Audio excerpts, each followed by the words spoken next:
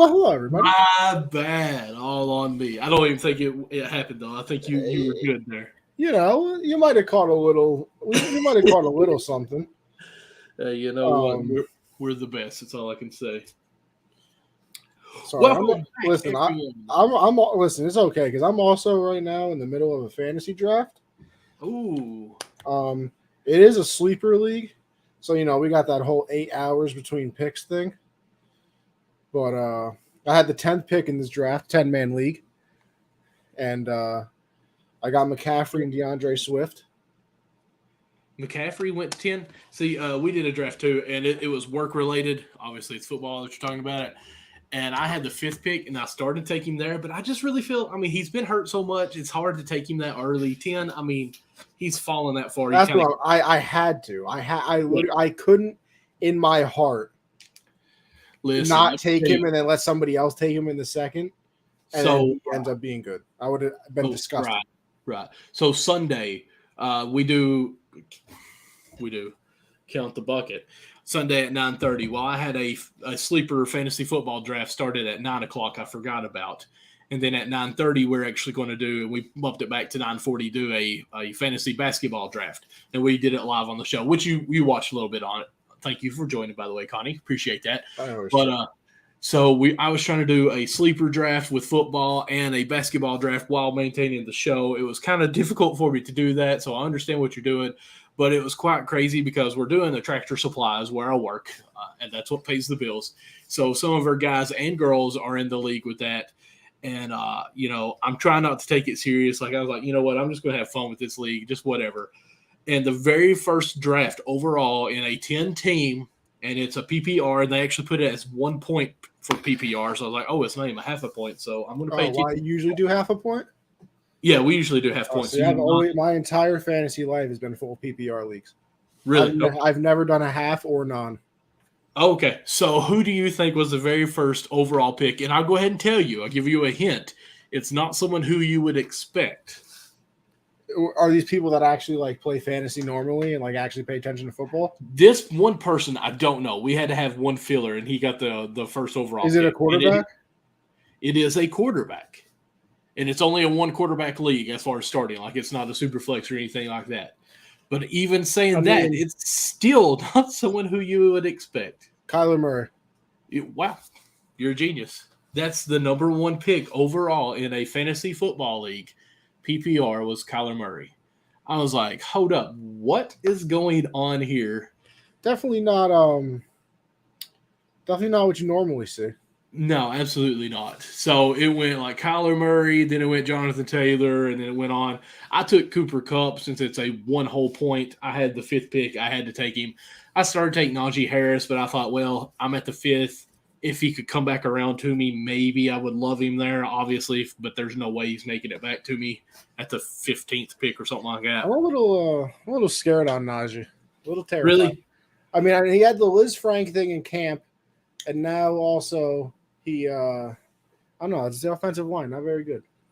Well, they weren't good last year either. And see, here's the thing why I kind of was really looking forward to him early this year in that league, which, again, I'm not trying to take serious because there's people in it that before the draft started, again, I said, I'm not trying to be sexist here at all, but one of the girls I know absolutely knows nothing about sports, but she's in it.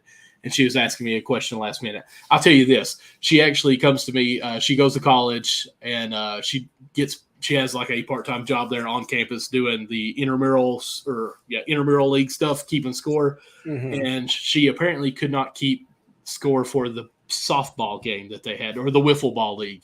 And apparently everything broke loose, and she was in big trouble. Interesting. This is a bowling podcast? A bowling podcast? Yeah. Big. I'm a big bowler. You know what? We will talk about strikes on this show, but you know what? Okay. Yes. Anyways, carrying on. So back to what I was talking about, even though we're talking about football and it's a baseball show and this guy thinks it's bowling. Listen, you know what? We always start off a little off track. We get to the baseball. Yeah, it is what it is. But he took Kyler Murray. Oh, going back to Najee Harris. The reason why I thought it would be good with the 1 point league, the bad line that they have, they actually do a little dump passes or swing passes to him. He's going to automatically get that 1 point. The line is bad. He creates. He's going to get out there. It's almost like a James West or I'm sorry, is it James West? James No, White. it's White. James White. And that offense basically get the ball out to him, let him run, and he's more athletic, obviously. So I think he'll do good in a PPR league for sure. It is certainly possible. It's certainly possible. Well, Yes, sir. listen, why don't we actually get to the baseball, huh? Well, first I need to know more. Like, when did your draft start? Probably an hour ago. And what pick are you on? We're on the second round. I think An hour ago, and you're on your second round? Well, here's also the problem. Like, both my brothers are in this league too. It's like my brothers and then like a bunch of my friends. But both my brothers have, big boy actual jobs. So like, my middle brother, he's probably in bed right now, not sleeping. My other brother, my oldest brother, might be asleep because he's home right now for the international. What? It's 9 o'clock. Okay, I know, but he has to wake up at 5 a.m. because he's with the Air National Guard. So he has to go. You got to go do some, National Guard things. Look at that logo. I know. But yeah. So we're kind of. So you guys are doing a slow draft? Yes. I had never heard of a slow. I had never heard of a slow draft either until I started doing stuff on Sleeper. Never in my life. I can't stand it. Oh no, I can't either. It drives me absolutely insane. I just want to get the picks over with and get my team and stare at it for 7 hours a day. And make my drops and go ahead and work the waiver wire. Like, the league is won by waiver wires. I don't care what league it is. I don't care what sport it is. It's won. I think I win mine by trades. I'm a very persuasive person. Really? See, I listen. I'll be real with you. Also, I'm a big one good player and a bunch of bench pieces, and then convincing you that they're not actually bench pieces for you're a good player. Okay. So you do a lot of 2-player for 1 deals. Oh yeah, no, not even 2. I'll just give an example. I would trade for McCaffrey a couple years ago, and trade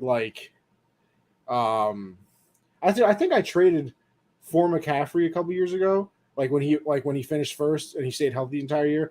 I think I gave somebody like Derrick Henry. And Derrick Henry was good. I don't think he was the beast he was. Right. And then 2 or 3 bench people. Okay. And they're like, oh wow, I'm getting a lot of players. Yeah, I'm a big look at all the people you're getting in return. Mm-hmm.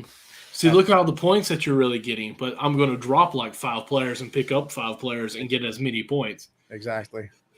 I always trade my bench. I think having a bench is the most useless thing ever. They're on the bench. It really is. I don't even draft a backup quarterback, backup defense. No. I don't draft the backup quarterback, tight end. My bench is only wide receivers and running backs. I don't care about any other. I don't care about any other position. I'm right there with you. And honestly, I don't even look at the bye weeks until afterwards, and then I'm like, you know what? Oh yeah, I don't care about buys either. If I do, I hope that they're on the same week, and I'll just say I'll lose 1 week and go on about my business. Yeah. If I could just go ahead and draft them all on the same week and be done with it, who cares? It's 1 week. That's my actual bye week. Listen, sometimes you just got to take the L off the bye. But Connie, how's your week been doing? Or actually, how's your 2 weeks been doing? Because we were unable to have the show last week because you were filming or doing your other job with the Renegades. How are they doing too? Let's hear some. They are so currently the Renegades, I believe, are in second place behind the Brooklyn Cyclones, which is the Mets single A affiliate. Hey. Which I'm not happy about because, like I said, I wanted to make the playoffs so I can work there a little bit longer. Now, I think the first round of the playoffs, we would only have 1 home game anyway, because I think it's 2 at the higher seeds ballpark and then 1 where the Renegades play. Right. But I want them to make the playoffs because, listen, I've watched the team play, so I don't know. I kind of hope the best for them. It's been fun seeing Dominguez play. He hasn't hit a home run at Dutchess Stadium yet, which is, like I said, where they play. Now, is that high or is that single A? High 'Cause A. apparently, No. Yeah, they're high A. They're high A. They are in the South Atlantic Division. So Dominguez hasn't hit a home run at home yet, but like I think he plays a lot better on the road than at home, and I think it's just the amount of attention he gets. Like they have to his car is like blocked off, and I've heard that he has to get like a police escort out. And wow. So he can't really think baseball then. No, that's what I'm saying. Like, right. And I would imagine on the road he's still going to get some attention because baseball fans have heard his name. Right. And it's not like they're traveling all over the place. It's still local, so you're still going to hear about him because if he goes to Brooklyn, obviously Yankee fans are still going to be there to go see them. So it's been fun to see him play. Last game I worked, the game that I missed actually, I believe, because it was either that or a game on the weekend. One of the Renegades pitcher had a perfect game into the 8th inning, so that was really exciting. But yeah, it's been a lot of fun. I've had a lot of fun there. Mm-hmm. I've mainly done graphics the entire season, which, listen, kind of boring a little bit because I'm literally just sitting there clicking a button. So I'm not, out on camera, tracking the ball and everything like that or whatever. But It's also really fun because I get to watch the game more. After I put up the batter graphic, I don't really have to do anything until the next at bat, or unless they read an ad or something like that. So I put the graphic up and then I peek my head around the computer screen and just actually watch the game. So seeing it has been a lot of fun. And it's been everything that listen, I don't hate going there. So that usually helps. So what's the team name that you're with now? They are the Hudson Valley Renegades. Hudson Valley. Okay. I pulled up with the minor league app here, and I've got, it just says HV, but it didn't say the Renegades on there. Okay. So do you all just play the North, or do you all play that South region? I honestly have no idea. I've seen a lot of because you're just home games, right? Yeah. Well, I think they I've seen New Jersey. I've seen Brooklyn play. Did you still have the division up? Yeah, I've got it on the. Can you read me the names of the people in the same division? It's got them just abbreviated here. So there's the Brooklyn, your team. Then it's ABD, which is that's Baltimore Ironbirds. Okay, there's a Pittsburgh team. It's GBO. Oh, that's Greensboro. Okay, then there's a WIL, which is a Washington team. I think it's that's the National Single A affiliate. I can't remember is that. Oh, Wilmington. I think it's Wilmington. Probably. And then there's a Philly affiliated team, and it's a WS. WS would be I can't remember, but we've played them. So yeah, we played everybody in that. And then I think recently we just played the Hickory Crawdads, which is the Texans. Jesus, the Tex. Okay, that's the South. Hickory. I see it here. That's the Rangers affiliate.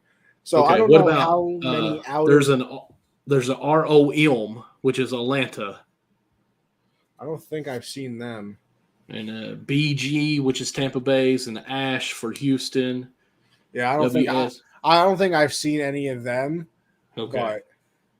But I mean, I've seen some nice players. I know when they played, I want to say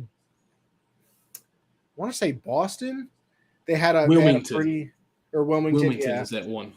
I want to say that they had a pretty high ranked pitcher. The beginning of the year, I mean, Aberdeen, a lot of the good young players for the Orioles were up there. Mm-hmm. And next year, JS is Jersey Shore. Yeah.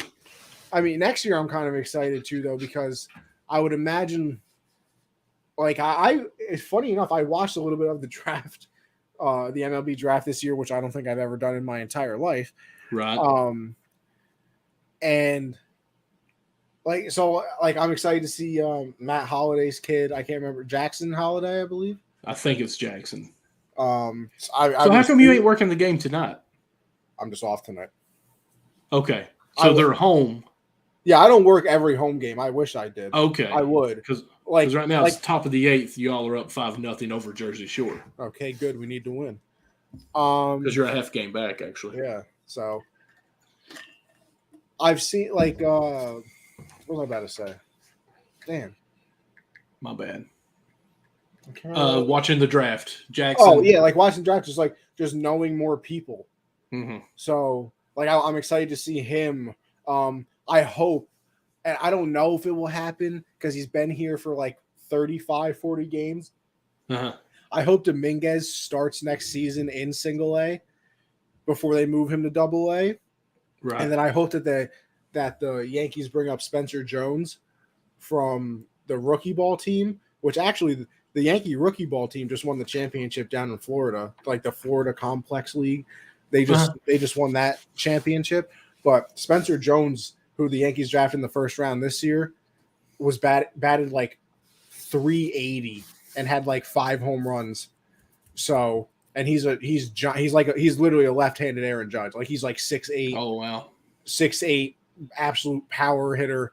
So I'm hoping that somehow Dominguez stays for a little bit. They call him up, so it'll be fun to see both of them. And then, I hope that Jackson Holiday, if that is his name, God, I hope it is, comes up. That they put him in high A, so I get to see him a little bit. Obviously, listen, our boy Chase, good old Chase Estep over there. Is it Estep? Estep, you're right. All right, good. I always mess it up. In my head, it's always a step for some reason, and like it doesn't even make sense. But around here, it's Estep. Now, other people probably say a step, but it's Estep. But I mean, I've seen Chase. He's batting 320, I think. Yeah, somewhere in the 300s. Has, I want to say, 3 or 4 home runs. It was like 8 of 12 at one point. Was like killing it real big. So I obviously hope that he gets called up. We get to see him play.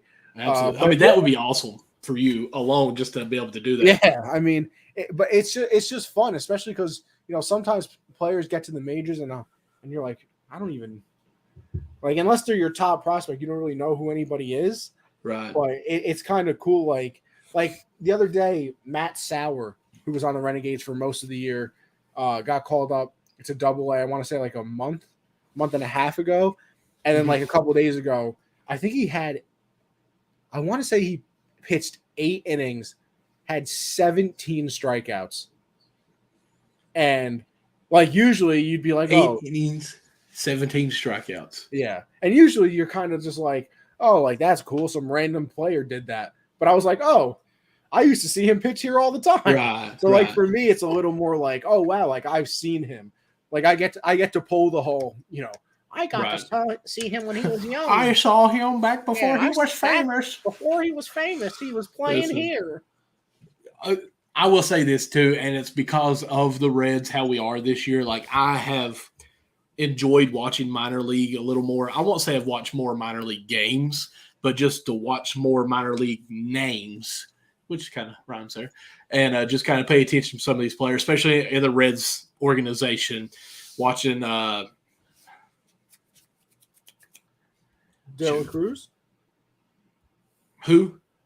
Is it De La Cruz that you guys have? De La Cruz, yes.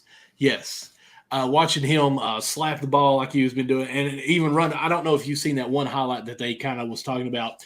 He hit it deep in the gap there. Like I want to say it's like left center, right center, one of those gaps there. And he stand up double, and he kind of turned the path around like he's going to third, but held up like everyone does. And the center fielder just kind of pumped the ball one time and lobbed it. And as soon as he lobbed it, he took off on third and made it in that time in much of the relay. So this dude's got power, and he's showing it. De La Cruz, yes, totally. But he also has the speed to back it up. So I'm excited about him. I hope they keep him down for a while. Maybe bring him up next year in between. I don't know. Well, I mean, if he's ready, he's ready. I'm not trying to say keep him down to keep him some money. I just don't want him to rush him in because, listen, it kills me.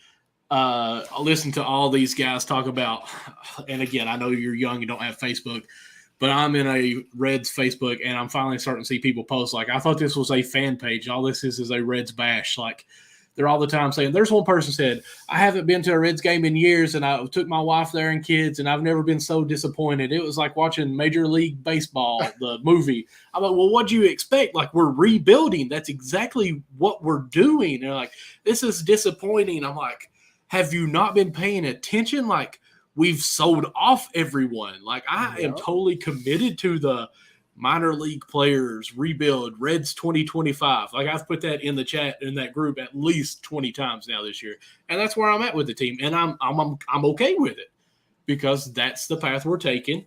That's what the front office has the vision for. But let's actually transition to a actual something going on in baseball right now. If you don't care, I don't know if you heard it, since we are kind of talking about minor league and all this stuff.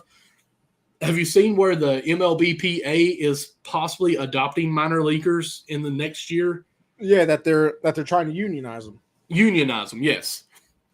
I don't know if you know much about it, but I actually was listening to a podcast for the first time today. I was watching and listening to Talking Baseball with John Boy and them. Yeah, and they're talking about how they're actually sending out emails. Oh, Michael, we got to stop the conversation. Pause. We got to stop the whole conversation because nothing is more important right now than somebody who gets at the bottom of the screen, and that would be our guy. Speak it into existence. Look at this. We were just I love the Chase E. How are we doing today, sir? Good. How are you all? We're doing great now that pretty face just showed up. We're better now. We're better now. I appreciate it. Of course, everyone that obviously are podcasters who can't see, guys who just joined us, is Chase Estep, who we just now taught Connie how to pronounce it. Estep, not Estep. I want to make sure. There we go. Drafted by the Mets this year, playing down in, I always want to say St. Louis. It's St. Lucie. Yep. Lucie, right. Yep. So been killing it here recently. Been seeing you on a lot of social media pictures and stuff. Looking pretty dope in that blue and orange, which, I'm okay with it. It's fine. Yeah, as long as it's 50-50. Whenever it gets off kilter in the orange, I'm going to have to say something. Okay, I'm with you on that there. So let's hear it. How's it been going since last time we talked? Because the last time you were on the show, we found out that you love ranch. We found out that, gravy and biscuits are not New York. We found out that it is time for you, better than pinstripes from Jared. Ain't that the truth, Jared? Let me tell you this too, Connie. Sorry I'm going to interrupt this, but me and Jared spoke on the phone for about 2 hours. We were wanting to make sure you're okay. He was really concerned when the Yankees were going on like that big drought. Oh, they still are. They suck. Can't win a game. I know, but there's a couple wins. So he talked to me for a good long time asking how you were doing. But Chase, back to you.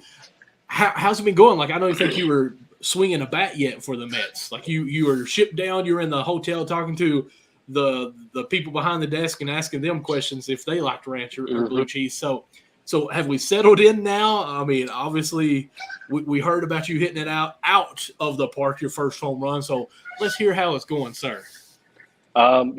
It's going good. So I'm actually with the low A team now. I think at that time I was still with the complex team. So I ended up playing one game, and then they called me. Pause. You're gonna have to explain that to us too, because we don't know what that means. We weren't professionals. Okay, so the complex league is right before you get into low A ball. Okay. And it's not really a test run, but it's basically like a developmental league to move you forward. Okay. So it gets you at bats, and you work out every morning, like the same you would with the low A team, but it's just another feeder program. Okay. And that's a lot of the times that's where the Dominican players come to us, and then they start working here with everybody here and get acquainted with everybody and play, and then they'll move their way up. But so we all. So it's like the there. assessment part, right? Yes. Okay. Yep. And you just play games. Obviously, they matter. You want to win them and be at the top of any. But it's kind of a step stool into low A, or whatever you may go next. So I played only one game there, which was good. I kind of got my feet wet and then got to move up quicker. Awesome. Congrats on that. It was a quick turnaround. And then my first 2 weeks, we were actually on the road. We had a 2-week road trip. So we were in Clearwater for 6 days, in Lakeland, Florida for 6 days. So got adjusted to that. And then we came back here, and I had the off day tonight, but it's going good. The longer it goes, the more comfortable I get. So I'm just kind of hoping to keep it up and see what the rest of the year, where it takes me. Awesome. That's the thing I was kind of curious about too, because obviously you come from college. Can you already tell that there's a skill difference? That's my here? bad. Let me switch it.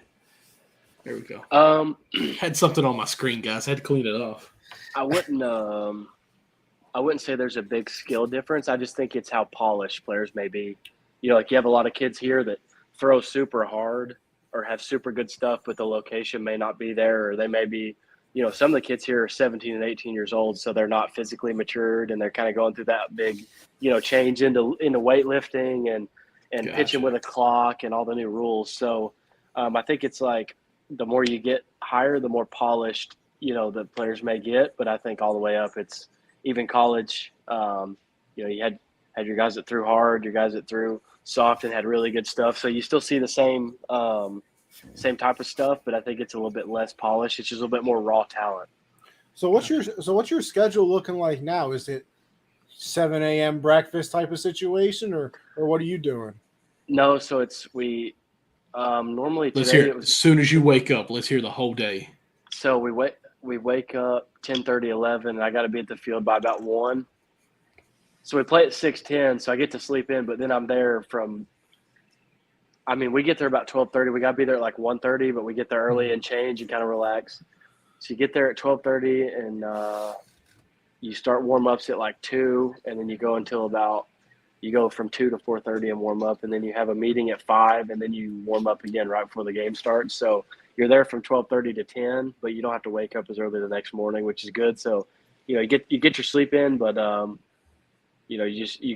there's about an hour period in there where you do all your recovery stuff, your hot and cold tub or whatever they give you or whatever you think you may need. And then right back to hitting the cages, fielding on the field. Every once in a while we hit BP on the field if it doesn't rain. So it's just a whole slew of stuff. So is it pretty much just live, breathe, eat baseball right now, right? Yes. Yeah. It's really a lot like summer ball. There's no school or anything. Right. Obviously it's a lot higher scale, but it's kind of, summer ball. You just wake up, warm up, play baseball, and you're at the field all day, and then you go home at the end and wake up next morning and do it again. Right. How many days a week are you all playing? 6. 6? So you play – it's 6-game series, and I think they did that because of COVID, and travel's a lot easier. So, you don't have to play a 3-game series and then travel across Florida, or whatever the case may be. But so whenever that happens – you have a 6-game series with whatever team, whether it's there or at home, and you don't leave, you stay there for that week. And then whenever you play, you normally have one off day in that week. Like my off day was today, and then I'll play the next 3. So you have off days automatic Monday, and then off day during the week when you don't really know. It's just kind of depend on when you need it. I was going to say, how long do you know that you have your off day, like ahead of time? Monday. It's always Mondays. Okay. Yep. So Sunday night, you kind of know after the game, your break kind of starts. So. Gotcha. Yep. Awesome. So how we doing? We're listen, I've seen the little 8 for 12 that we went on, some home runs, like we said, first one hitting it out of the stadium. This guy clearly benching 450 apparently. Oh, so we're not even close. I wish. So how's it going though? 54 times maybe, right? Good, yeah. Good. Went through a little stretch there, hit a bunch of balls hard right at people. But got right back to it 2 days ago. Had a hit and then had 2 last night. So just kind of taking good at bats and reflecting on myself, taking good at bats, not chasing a whole lot. Swinging at strikes, taking balls, which is really the the game at the end of the day. So just kind of learning little bits and pieces of info. From anybody that might have some, and kind of processing what I need and what I don't. So it's still just kind of getting a feel for it, even though I've been here, like a month now. You still there's a lot of new information that is available to you, but it's just getting better day by day and getting a little bit smarter and doing all that. So can't really complain.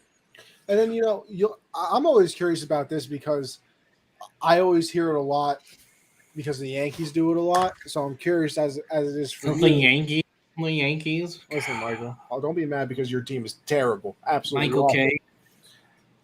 Best announcer I've ever heard. See what I have to deal with. But so, even if somebody's 3 for 5, 3 home runs, if their off day, if their scheduled sit day is Thursday and they did that on a Wednesday, they're sitting on a Thursday. It does not matter. Yes, because they kind of schedule that out to plan for the week of. So, if I'm say our lineup's a certain way, well, they may need to mix it up depending on who's in the lineup and who can do different things. So I think they're normally scheduled, as far as I know. We don't really know till the night before when they send out the roster or like the lineup for the next day. So like with that though, is it? I don't want to say does it annoy you, but do you ever argue like, damn, I just went 2 for 4. Can I please be in the lineup this time? Like when you're on a hot streak like that, where you said you got a hit in the game before, then 2 hits last night. Are you ever like, you really got to rest me tonight? You sure about that one, Coach? I think maybe like the first week at the start, I think you're kind of like, I want to play a lot, but now you realize they know what they're doing and they know when it's smartest for you to recover, and that's the biggest thing I've realized is, at UK you had 2 more days to rest, and obviously you had classes and stuff, but your body was able to rest a lot, especially for the weekend series, a lot more than here when you play 6 days. So I think knowing how smart the people are here and how they're, looking out for your best interest, Mm-hmm. I think when they schedule you an off day, it's like when I wasn't in the lineup last night, I automatically today I started drinking water to flush my system and did hot and cold tub, did sleeps. They stretched me out at the field. Like it's just you have to be in a different mental mode that I need to get everything that hurts and is sore. I got to get that all flushed out and ready to play. So I think I definitely see where you're coming from with the hot streak, but at the same time, that taking care of your body now will help you later. So, it's gonna even out in the end. Even though that had an off day today, like you still went through batting practice and everything, right? Or BPs and everything. Technically you're still keeping sharp, right? Yes. You do everything unless you don't think you need something or don't really want to do something. So say like one day your legs are really hurting, instead of hitting and doing BP. What's up? How are you? So instead of how are you, whoever you are? Yeah, he's one of the catchers. Hey catchers. But he got to respect the catchers. They're the most important part. Yeah, they do. And people don't realize it until you actually try to catch. Yeah. I'm left-handed. Only catch. I watch MLB games and I can't. A foul ball from a 98-mile-an-hour pitch right into the thigh. I'm like, I don't know how you're alive right now. No. Did you see that one that took it to the nuts? I did see that. I saw that one as well. Yeah. That's just bad luck. If it was Yachty, then it was deserving. Who cares? Bad guy, Michael. Sorry, Chase. Keep on going. So if your leg's hurting, you won't take BP or you won't do fielding or stuff like that. I mean, you're still staying sharp or keeping your mind sharp on different things like that, right? Yeah. It's just you don't have to do the pregame warm up, and you don't have to do anything. Like you just have the day off from the game, so you kind of know your routine's a little bit different in terms of being more recovery rather than an activation. So, I want to know this. Pause. My turn. So I'm a chess kind of guy. I don't like to play chess, but I like to observe people. Okay. One time I actually went to a game, and it was actually with Jared and a bunch of other guys, and it was my family are all teachers except myself. I'm the odd one in the family. Okay. My mother took her class to a Reds game, and my brother was a teacher at a different school, took his class to a Reds game, and they went together on the same trip, and I went as a chaperone. So this pitcher for the Cardinals always looked down third base where we were sitting, and he was the closer. We were losing. He always would look at third base right before he pitched. Me being a big guy, I noticed that, and being stupid with these kids who are junior high, I started just raising up my shirt every time, and he threw 4 straight balls in a row, walked a batter. I'm like, okay, maybe I'm getting his head like he sees this big old belly, whatever, I'm getting to my point. Just bear with me. So some of the kids started acting stupid with me. Like 3 pitchers in a row, he walked. The bases loaded, and they took him out. And we felt like we was part of it. I tell you that funny story because while, like you say, today you have an off day, obviously you're going to probably face this pitcher later on. Do you sit there and try to see if there's any kind of signs that they may give you of what they're pitching or something that they may give on that? And yes, Jared does remember that. So thank you, Jared. So does that go on with you? Do you like those mental games? Do you pay attention to that? Or do you just like, hey, listen, I just watch. This is what he kind of does in a routine, like first pitch fastball, first pitch strike. Do you do that? Or is there any of those mindsets with you? Because people are different. Like our Dalton guy that comes on here one time, he just flat out says, I go up there and I try to, what does he say? Make the pitch count smaller and batter friendly and don't guess at pitches.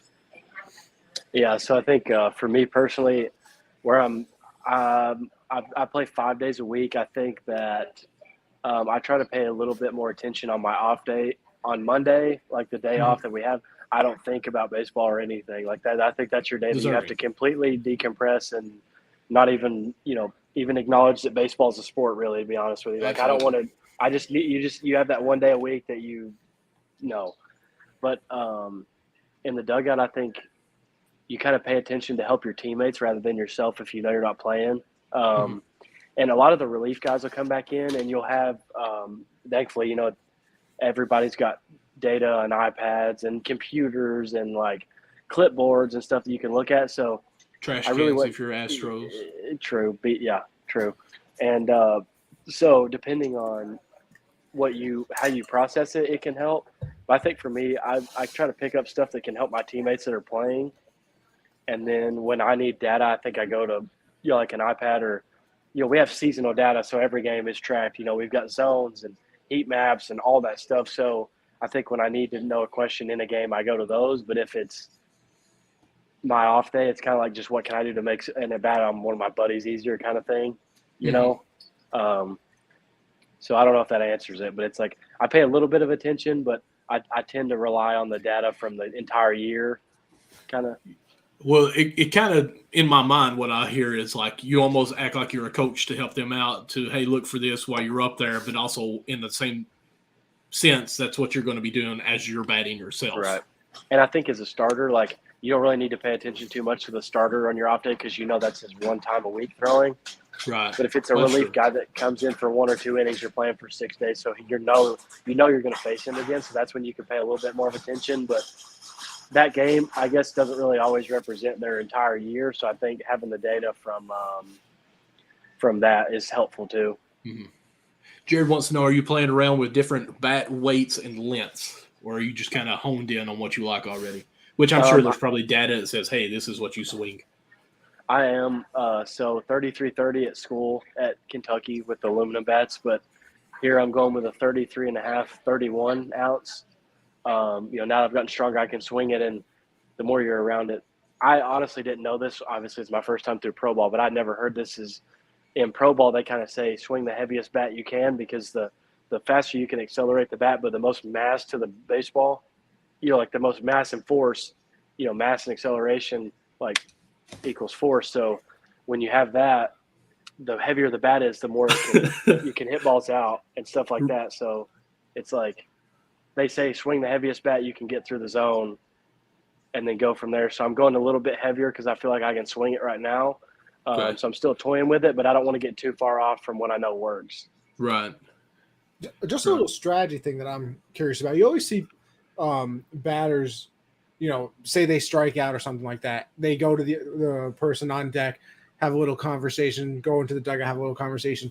Is that like I know it says he's throwing 95, but the ball's coming a little bit faster, or his slider is really going down left a lot more than what our original scouting report said. Is it that type of conversation? Yeah, that's exactly what it is. It's like when you get a scouting report, maybe it's a sinker baller guy, maybe it's a down and away from a lefty, but say you get in the game and it's just running. So you have to change your plan from maybe hitting a fly ball to get underneath where it's going to land. It's just that mental game of whatever works for different people. But that's all the conversations are. And then I'm kind of curious too with like how, I guess I probably should have asked you this when we had you on the first time after the draft and everything. How's the fan reception been? Is it kind of like you're signing autographs down there and things like that? Like how the fans treat you? Like I know I need a baseball to go right here autograph, just so you know. Okay. Listen, don't worry, Chase. I would ask for something, but I'm gonna see you next season, guy. I'm expecting you in High A Brooklyn. Yeah. Okay. I'll be there. I can't wait. But how has that fan reception been? And is the interactions on Twitter going up and everything like that, or how's it just been? Is it fun? Oh, it's definitely really cool. I think going into a new environment, it's kind of, you learn the people and they learn you. So it's really cool to kind of see how they just take you under their wing. And, they've been here a lot longer than me. So they've always been St. Lucie Mets fan, and just kind of, I'm just like another face that's going to play third, and join the team. So it's been really cool. I've signed a few autographs, but our fans are actually really good about waiting until like after or way before the game. They kind of know like they have some feel on when you get when it's about game time. Like you gotta kind of hone in. But it's been awesome. I mean, all of us are like celebrities, so I say that in a cool way. But it's like you also know people are looking, so you can really like make a good impression for younger kids and stuff like that. So you kind of always have to be mindful what you say and when you do it and how you do it. But just in terms of fan reception, they're very welcoming, and you can tell they've had millions of baseball players come into Port St. Lucie before, and so they kind of show me the ropes a little bit and treat me really good. So I try to do the same. What about back home? How's it been going for back home yet? Like, I mean, I know you probably haven't been home, but like, how far is the? I went to high school with Chase. He was. I sat right next to him in science class. I swear. Yeah, there's not too many people that went to our high school, so the odds are pretty good there. What was the graduating class? It's like 230. I think it's not okay. That's not bad. I think only mine was like 350 maybe. So I mean, it's nothing. Yeah, mine was 60. Yeah, yours 60. Yours is a lot smaller. 30 boys, 30 girls. Of course, since then it's consolidated. Now it's like 300, but that's I was going to say back in 1930, I don't know how many people were in school. So no, fifth period we had to throw the coal into the fire to keep the furnace going. Yeah, it's tough. You walked uphill both ways to school. Anyways, I went to Cumberland. If you ever heard of Cumberland, yeah, okay. That's I've only ever heard. Oh yeah. You've got family living right. I've only ever heard of Cumberland Farms. It's a gas station. Okay, well, there's Cumberland Falls too. But yeah, I've never heard of Cumberland Farms, but it's all right. Great movie. I bet you have heard of Cumberland Falls though, because I mean you're really close to it. No, yeah. Have you ever been to the? Have you ever seen the Moon Bowl? I'm sure you have, right? I don't know if I've ever been to it like directly, but there's every year it's like signs everywhere, so like about this time it is. Oh yeah. That kind of thing. So just so you know, Connie, what the Moon Bowl is, there's the Cumberland Falls, which is one of the big. They say it's the second biggest falls in America, next to the Niagara Falls, and it's the only. There were two falls that actually would make a moon bowl when there was a full moon. That's how big of a falls it was. The second one was in. That's what I'm telling you. It's like a rainbow. Rainbow with the moon. Rainbow. Yes, but it was called a moon bowl because it's at night. It's from the moon. But the other one was in Japan, and after a earthquake, it destroyed the falls in some way that the only one now is in Corbin, where he lives. Well, close to Corbin. I don't think it's actually Corbin area, but it's pretty. It's like 20 minutes. I would say it's in Corbin area, but it's like on the outskirts. Yeah, probably Macquarie County, really. I guess. I don't even think it's that far. Okay. It's like in Whitley County. Pretty sure. Yeah. Same thing. Yeah. So where you? Because we know in college you played everywhere. I know, and I heard you say that you were playing third a little bit. Do we have a singular position? Were you focusing on one thing? Are they having you focus on one thing? Or are they still using? Because it was second and third, right? I was going to ask that. It's just third right now. We have a really good second baseman, so I'm not really needed. He's a stud. So it's kind of just that was my primary position, and I played good there so far. So it's. When I'm in the lineup, I'm in third and he's at second, and that we just kind of roll with it. So, okay, I've been seeing some batting orders. Where are we consistently in the batting lineup? 2 and 3 right now. So I mean, let's go ahead and let's get a little cocky here. Like, what's that really saying about us? No, it's I think it. I mean, you don't have to be humble. It's okay. It's just us three. No one else is watching. Listen, Michael, he'll be humble. We'll brag for him. I think it's as much to do like who's pitching and what their strengths are and what my strengths may be, and then lefty kind of splitting up a righty dominant lineup maybe too. I don't really they just kind of put you in the lineup wherever they think you'll help the most. So like I'm hoping that's why, but like but I don't really know. They just kind of put you in the lineup. Not 4, 5, 6, 7, or 8, or 9, but 2 or 3 for that reason. That makes sense. Yeah.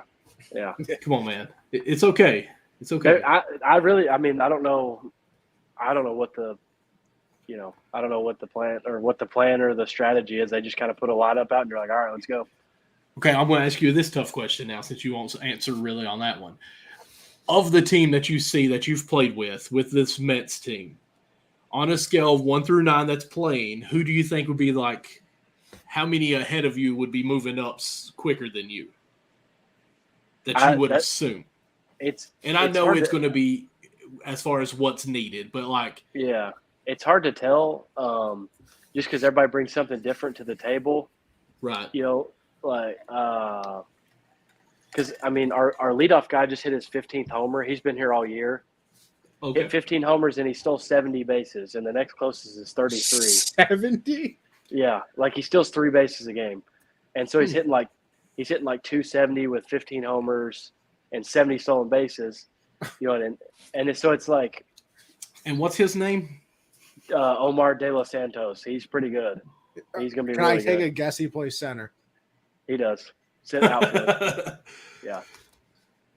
And he can join us stolen next bases. time, right? Okay. So, yeah, and then like our catcher's good. Parada from Georgia Tech, the first rounder, is our catcher, and he's hitting 2 right now, and I'm 3. So, it's just whatever. I don't know. It's like whatever everybody brings to the table. It's hard to know what. I know the Mets value like hitting the ball hard and swinging at balls and hitting strikes, or not swinging at balls, swinging at strikes. So it's like Okay. you never really know. Like it's hard. I don't know. I don't really know in the mind of them like what we have a lot of good players on our team. Like I think before the draft class got here, we had 5 or 6 guys with double-digit home runs in low A. So like, I mean, everybody's really good. Gotcha. Well, I mean, Yeah. it's professional now. You know, I mean, like, Yeah, it is. It is. It's professional, but it's cutthroat. It's a business. Right. So it's Right. Now, I want to kind of go back to this. You were talking about this earlier, and you reminded me of it saying swinging at strikes and not balls. You talked about you had a couple of hard hits that went straight to people. Does those kind of go in notes like, it was an out, but let's take note it was a good hit ball?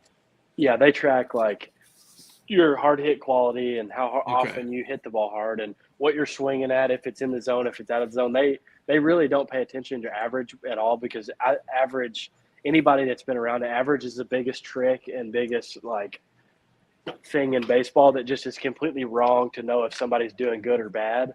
Mm-hmm. So Unless that's you're like Tony the biggest. Quinn. Yeah, I mean, yeah. I It's know, like I'm that's just the being biggest terse. trap to fall into is what's my batting average or what's your batting average, when it really like. So they look at expected batting average more?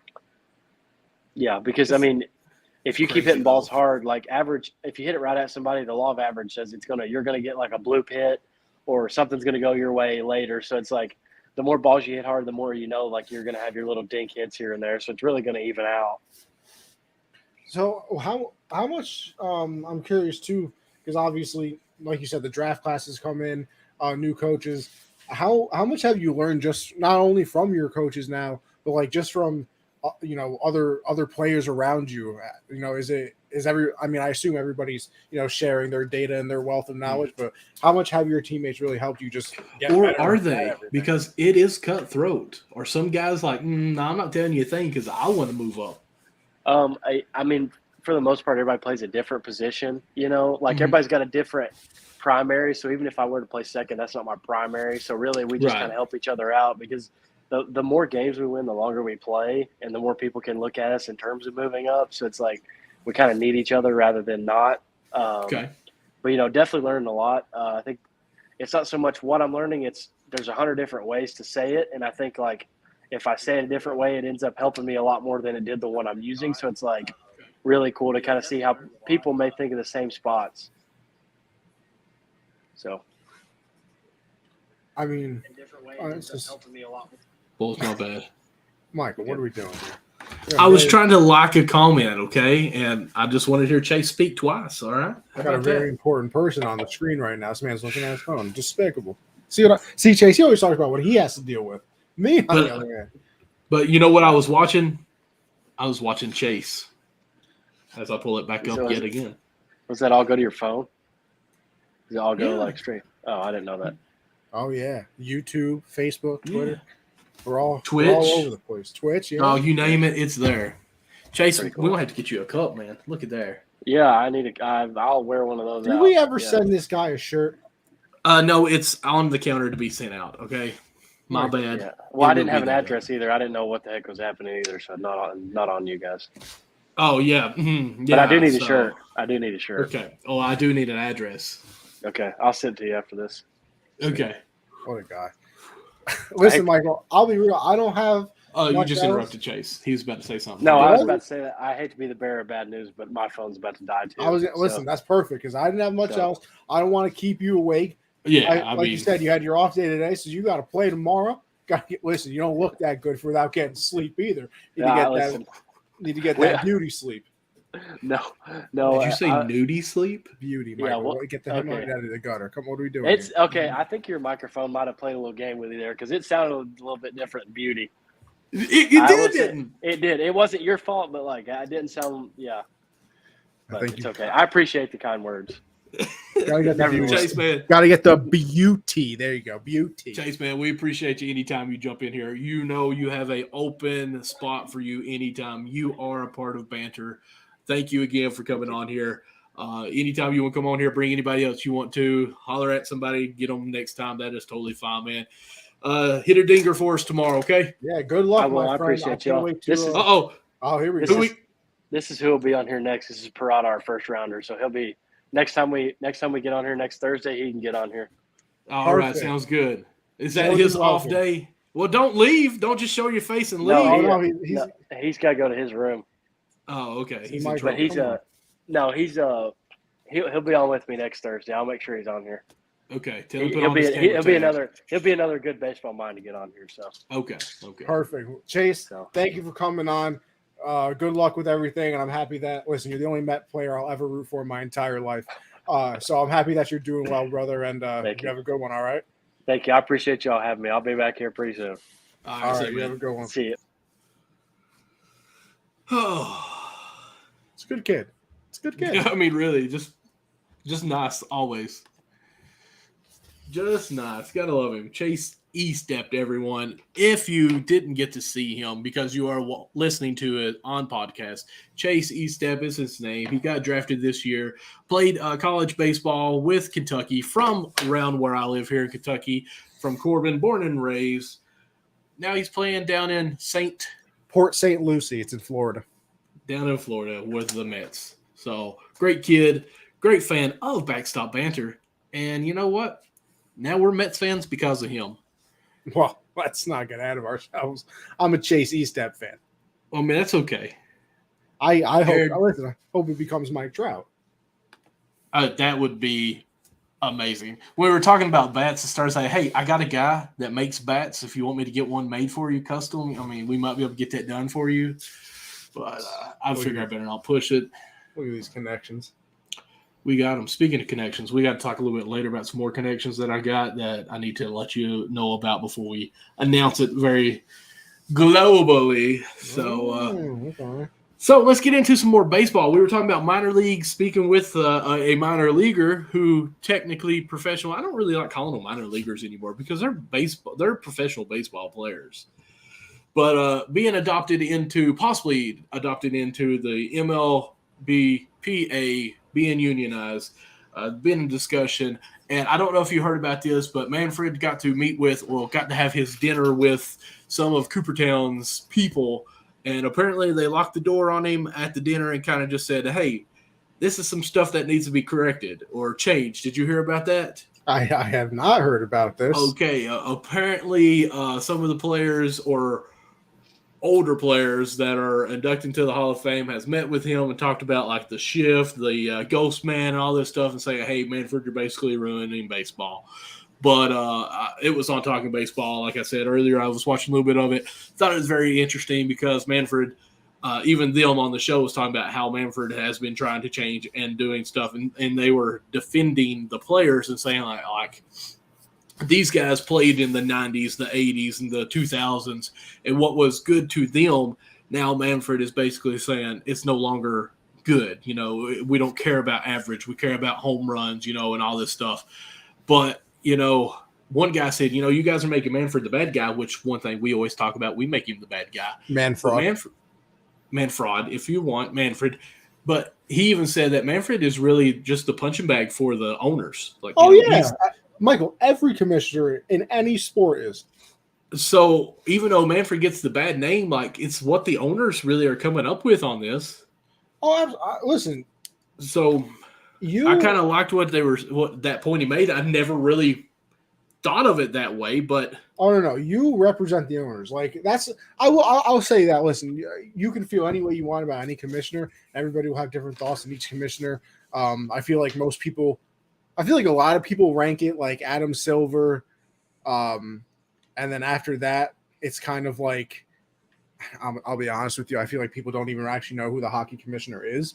But honestly, if I only pay attention to it because I only watch the Rangers in the playoffs.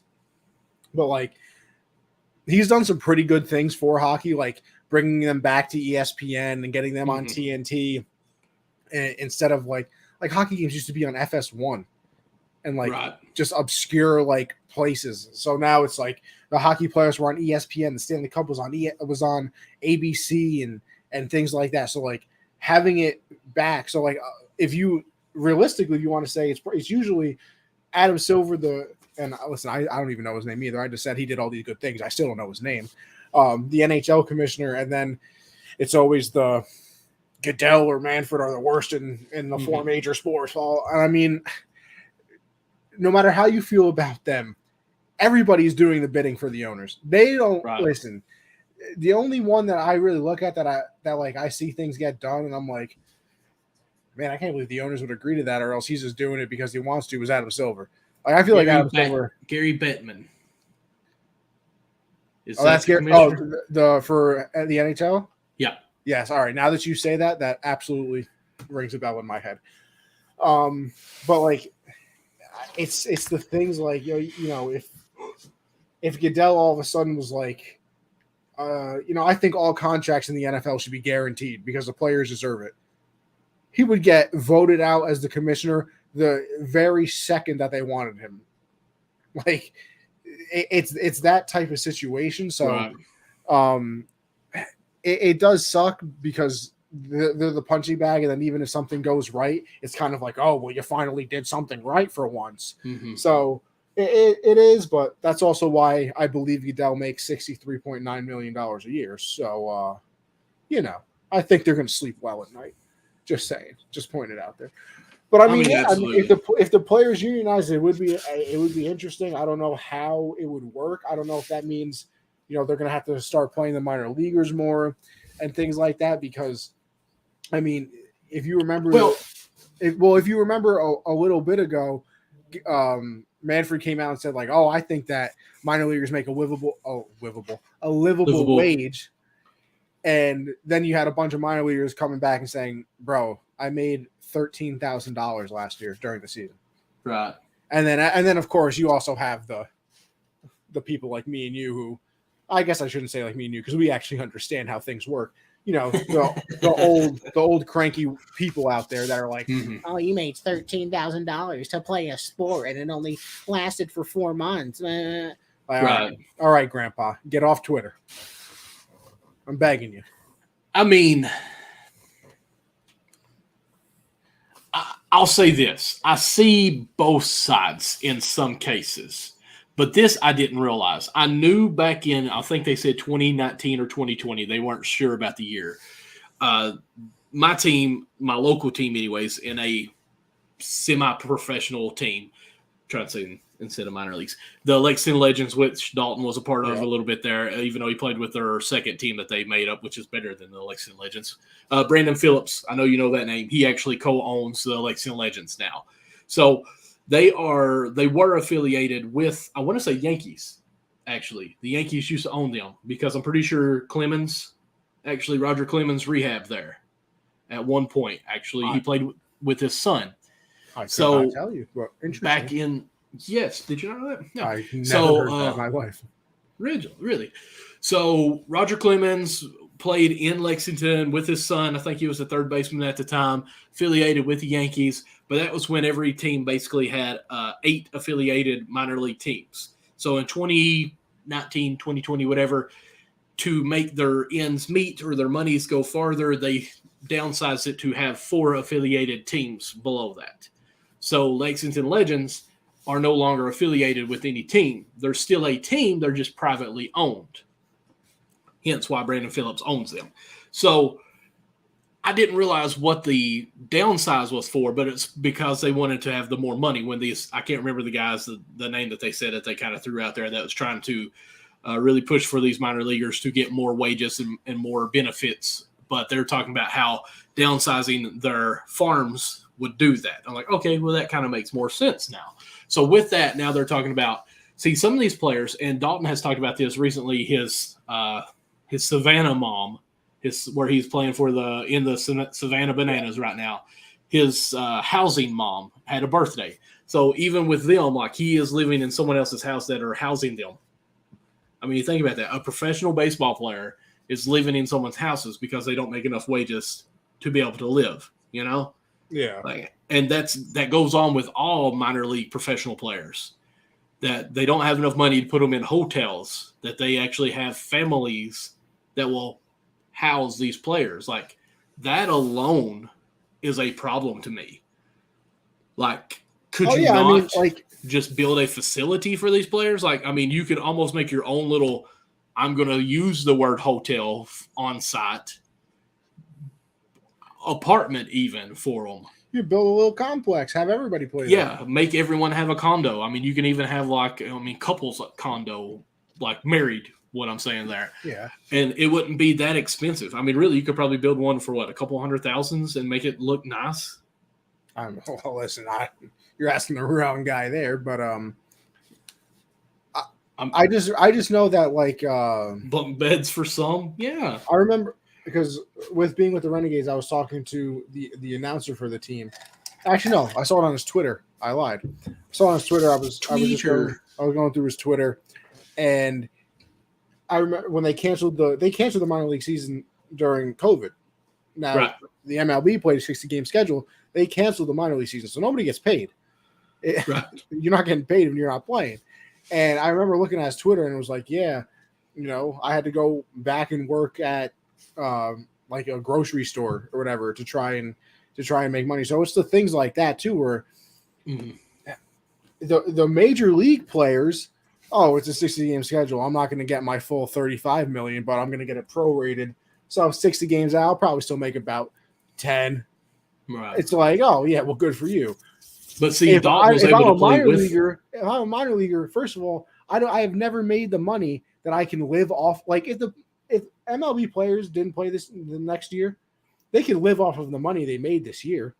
I mean, if you're at least responsible with it, and especially like don't even get me started on the top guys, they could live for the rest of their lives without.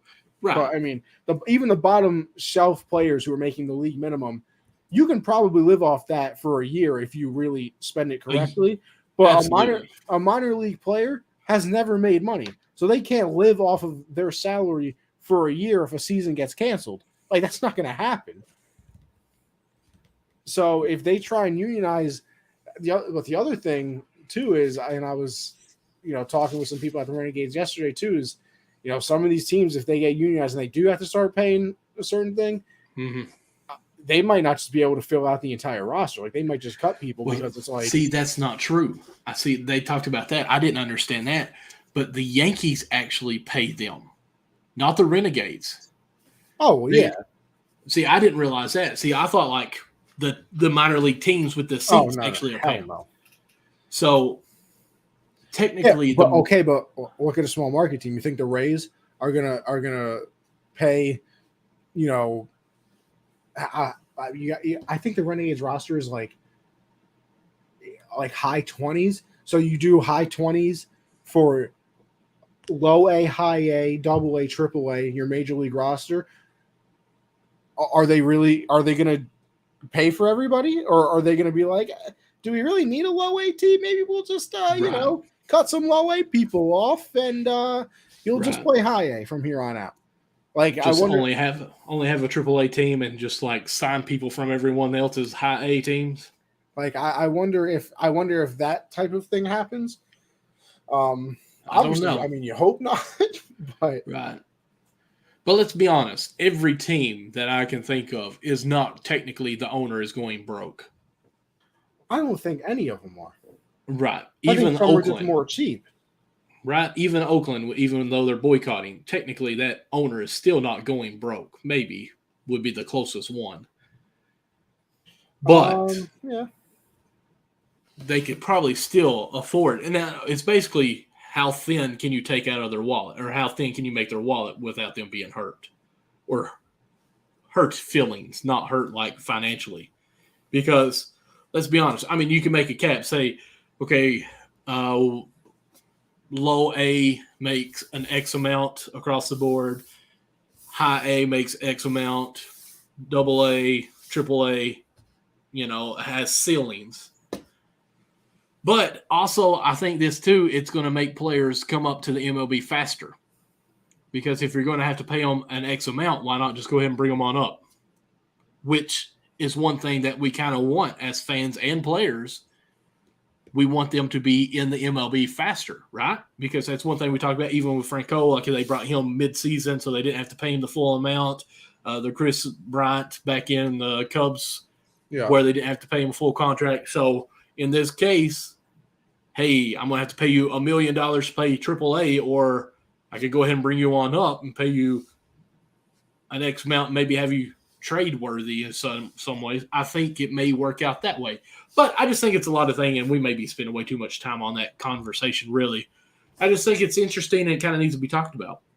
No, it's something that, it's something to look at, though, because, if all of a sudden they're like, oh, we're not paying all these people. Yeah, you want to unionize? Congratulations. You just lost 18 people jobs because we're not paying everybody. So too bad.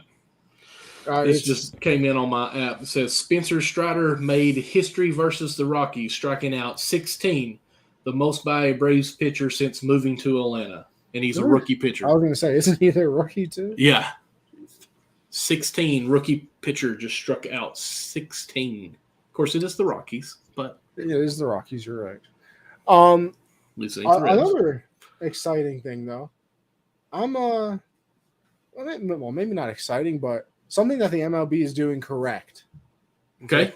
Vic, what's going on? Mike Myers, Goodfellas. Nothing matters as long as my Bronx Bombers goes to the AL pennant game. The only team that scares me are the Astros. Listen, right now, only team that scares me are the Yankees themselves because they can't hit. Yankees are not the best team right now. They can't hit the ocean if they were swimming in it. I'm a little bit more worried than just the Astros right now. Nah, I don't. Listen, if the Yankees play how they can play, I don't really care about any other team, honestly. Well, obviously, the Twins have never won a big game. Let's go ahead and bring up our standings. Can you do that real quick? Well, I was hoping. I don't know what happened. That picture you sent me of the playoff picture. Was you gonna bring it up? Hold on. Let me see if I can open it with preview. I was hoping you read my mind because I didn't say what to do with it, but that's what I was wanting. See, the only problem is it is quite small. It was on Twitter, right? I don't know. You just sent me the picture. You did not send me the actual lot, right?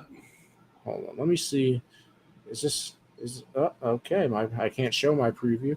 If you can send me the actual link, that would be good. I don't know. Let me see what I can find. Well, listen, as you're doing that, I want to talk about what the MLB is doing. That's pretty interesting at the moment, though. Okay.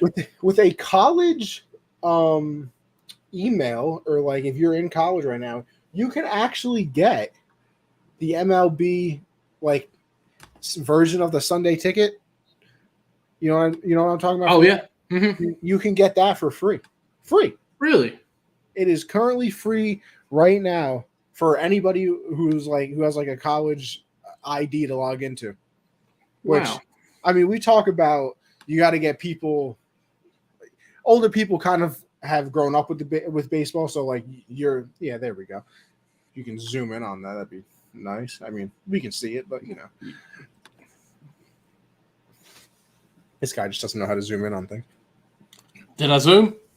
Oh, you did a little bit. Scroll up a little bit though, so we can. You would just take off that part. Yeah. No. All right. Scroll down then. My bad. No, other way. There we go. Oh, now we got to zoom out a little bit.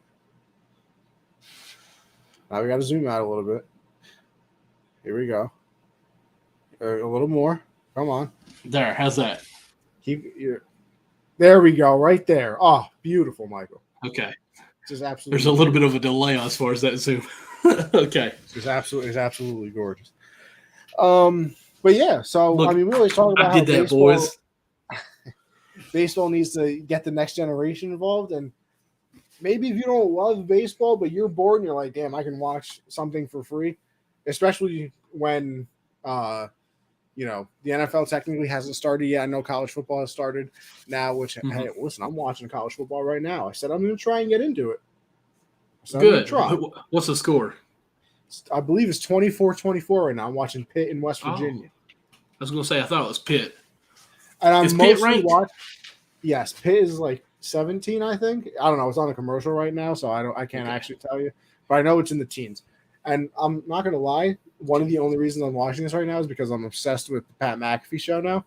After like never watching it ever, and Pat went to West Virginia in college. You'll like West Virginia. They're just fun to watch sometimes. They got a usually an option quarterback, and it's fun from the shotgun.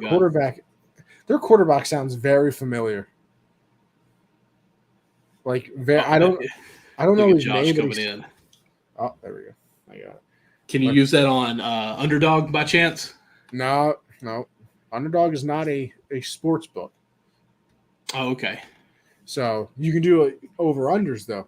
Completions, rushing yards, passing yards, receiving yards. Okay. Things of that nature. But yeah, Mike, what do you think about that? Free MLB, and it's for the rest of the season too. I think it's for like the next. Actually, I think it's for the next 6 months. As long as you have a email, like a college ID login. Oh man! So I think if you have like an email or something, yeah, you should be able to. Hey Logan, if you're still watching, I need your college ID so I can get MLB. I know it's that. It says Logan, Vic, but it's actually Vic. No. The Logan Facebook was messaging earlier. Okay. Logan Justice, which is not his last name. The one talking about the bunks earlier. You want that college ID? Yes, sir. I have to make you. He's in the fantasy draft I was talking to you about too earlier. Oh, okay. At work. But what do you think about that? You like that? Because I think it's pretty cool. We talk about. They got to get the younger generation involved. For the youth. I'll say youth, even though it's college, it's not very much youth. But I like it for the younger generation. Maybe it can get some people to watch it in that age. So I'm totally with you, Jared, even though we haven't got to that part yet. I'll let you bring that comment up. I'm sorry. Because I know as soon as I do, you're going to click it too. No. It's okay. We'll get into it now. Yeah. I just wanted to bring that up because I thought it was a cool thing. And, we always kind of crap on the MLB and things that they do, not marketing and not doing this or getting the youth involved. Listen, giving out free stuff to college students, that might get a lot of people involved because most college people are broke. No, they're not. Especially with this forgiveness stuff going on, but we're not going to get political. I totally agree with the Blue Jays over the Guardians for the fact that one of the things that I headlined our title on this or in the description was September Saviors. And I have seen some news breaking that the Blue Jays may be calling up their top, I want to say 18th top prospect catcher. I can't remember his name. Moreno? Their catcher? Why would they do that? Because usually during this time, you like to have 3 catchers because Kirk likes to DH some, and they can't have that DH go down because then the pitcher has to pitch. I didn't know that, actually. Yeah. If you lose the DH, the pitcher has to hit. Yeah. So with the way they do it with a catcher and DHing, that they need that third person to catch, which that's their next person in line to bring up anyways. But around this time, September, your catchers are starting to get a lot of wear and tear on them, and just having that third catcher on the team helps out a lot. So they're talking about he could be a spark coming in to provide that spark. Yeah. Well, speaking of a spark, I mean, if that happens, then the Blue Jays would play the Yankees. The Yankees just called up Oswald Peraza. They talked about that too, as well. Who is their who's their number 3 prospect? I'd like to say, yeah, because it goes. I think it's Volpe. No, actually, he might be number 2. I might have lied. I think it's him. I think it's Volpe, Peraza, and then it's like Jason Dominguez, Austin Wells. Logan just sent me a trade. Oh, brother. But Yeah, I mean, I'm excited for that though too, because everybody in Yankee world absolutely despises Isaiah Kiner-Falefa. So you put Peraza over at short, you know. He just sent me a trade. Odell Beckham, who's not even on the team, No, he's not. and Fournette for Allen Robinson and Swift. No, And then he texts me, plus my MLB free package. I'm gonna. Oh, that's the quarterback, JT Daniels. Was he always at West Virginia? JT what? JT Daniels. JT Daniels. I want to say he might have been out west. I was going to say, I did not think he was on UCLA, maybe? Josh will know this. Josh, you got to know this, right? Or USC, I think. JT Daniels to transfer redemption tour. Former Georgia quarterback. Okay. I was going to say, he sounded very familiar. And I don't even like college, but even that name sounded very, very interesting. Yeah. All right, so let's get into the red side. Let's go there. So, who you think? Of course, guys, this is if it ends right now. Obviously, yes.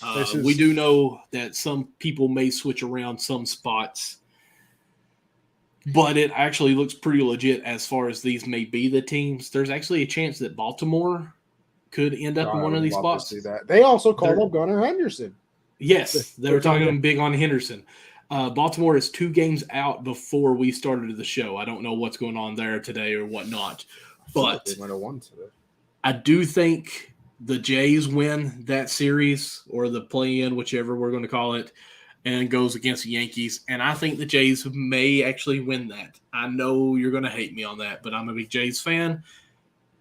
And the Yankees are really just slumping. Now, obviously, by the end of the year, if the Yankees turn around what slump that they're in and start playing actual ball, that's obviously going to change. If the Yankees play back from what they were at the beginning of the year, there's no chance anyone beats them. But as of right now, I think the Jays are a better team playing right now. Don't you? I mean, I think everybody in baseball is a better team than the Yankees right now. Not the Reds. No, trust me. It's they won 5 games in August or 9 games, something. Oh wow, that is awful. It was their worst record in like 20 years in a single month. Yeah, they were awful. It's literally impossible to watch. I think they had 9 games with 4 hits or less. Shut out a few times. They were like 14th in the league in average. It was disgusting. Absolutely awful. The Orioles are a game and a half out now. Yeah, they won 3-0 today. So okay. And I think their next series is against Oakland, which is crazy because who they should beat. Well, you know what's weird? And I mean, everybody crapped on the Yankees because, of course, everybody will when the Yankees lose to a team like the A's. I saw a tweet that like the best teams in the MLB this year, like record against the A's, and it was the weirdest thing I've ever seen. Like I think Houston's like 1 game above 500 against them.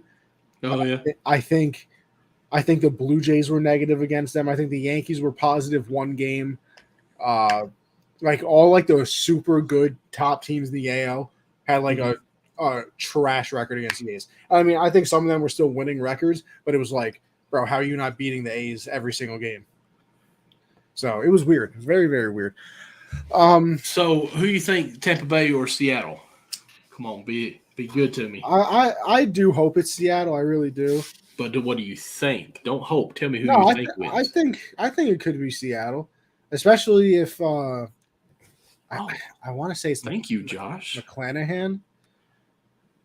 Shane McClanahan just got hurt. He's their number 1 overall pitcher, in the Cy Young race with 95-year-old Justin Verlander as well. Which, by the way, Justin Verlander is also on the IL now with the calf strain. So both of those top Cy Young contenders out right now. Little chinks in the armor for those teams.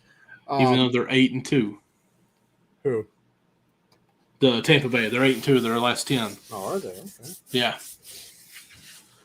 The Bombers and Main Street Queen Boys are making the first ever New York City World Series. Not first ever. There was one 2000. The Subway World Series, wasn't it? Yes, sir. Subway World Series. Yankees, casual 4-2. I think it was a 4-2. That's why I like Josh. So smart. I literally said Mariners. I know, but this is why I like Josh. He's so smart too. Goodness, man. All right, so it'll be what? Blue Jays, Yankees, Mariners, Astros, and then how about we go to the wild card over in the NL? Hold up. Skyrocketed. Skyrocket. Me and Josh have talked some baseball occasionally on Gen good. Z. So Josh, you need to get on the show with us sometime, man. So who we got? Seattle or Houston? I'm gonna say. I guess you're just gonna skip what I said. I'm sorry. What did you say? That we were gonna do the wild card in the NL. Then Okay, my bad. My bad. Oh, my bad. gosh, Michael, I want to say the Cardinals. I want to say the Cardinals beat the Padres. I'm with you. Arenado's playing great right now. Goldsmith is the possibly MVP. going to. Well, I mean, he's about to win Triple Crown. There hasn't been a Triple Crown winner in the NL since like the 30s. Seriously. Yeah, which I could not believe. Didn't Pujols do it once? No. I know Votto was close and Pujols was close, I guess, but I guess I didn't win it. Okay. Votto got an MVP? Yeah. He does? Yeah, 2009, I think. Okay. I didn't remember. Couldn't remember. Yeah, you might not have been born then. No, 09 was a great year, Yankee World Series. Yeah, I think the Cardinals win that one, and then I would give it to the Braves down against the Phillies. I did too. So, I mean, if you want to continue there, listen, the Dodgers have 91 wins. 2010. I just looked it up. Votto won 2010.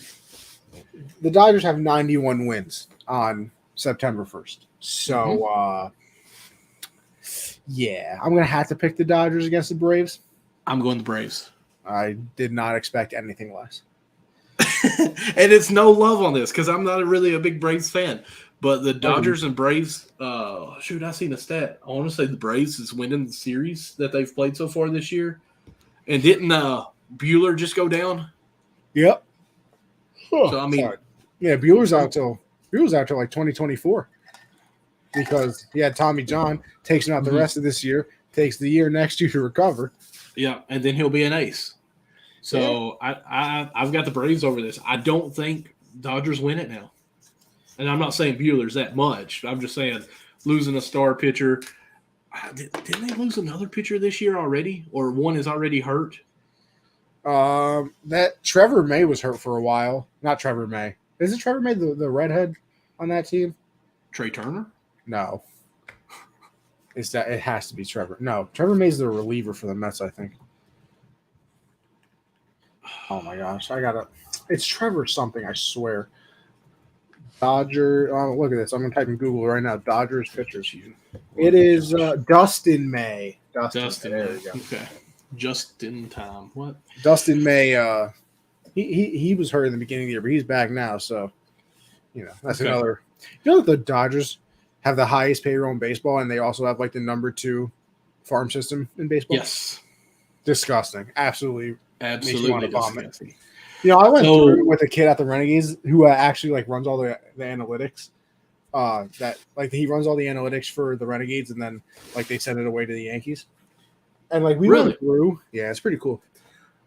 We went through. Get him on the show. I'll see what I work. I work tomorrow. I'll see what I can do. But we went through the Dodgers, and then like a team like the Yankees. It's unbelievable. Like just picture this, Michael. So let's go through the Dodgers. Will Smith, their catcher, went through their farm system. Cody Bellinger, obviously not very good at now or the last couple of years, but won that MVP. He came through their system. Clayton Kershaw through their system. Walker Buehler through their system. I want to say, and they had Corey Seager that came through their system. Max Muncy has come through their system, like a bunch of these players, and then they have the signings like Mookie Betts and Freddie Freeman and all that. Over at the NL, probably the Dodgers and Mets are going to win it. That's exactly my take as well. And then Michael, like we look at the Yankees, it's literally Aaron Judge came through their system, and then like Luis Severino, because Rizzo was a free agent signing. DJ LeMahieu, free agent signing. Isaiah Kiner-Falefa and Josh Donaldson trade. Andrew Benintendi trade, Stanton trade, Gleyber Torres was a trade, Chapman was a trade, Zach Britton was a trade. Chapman came up through the Reds. I know. And he was wasting his career on that team.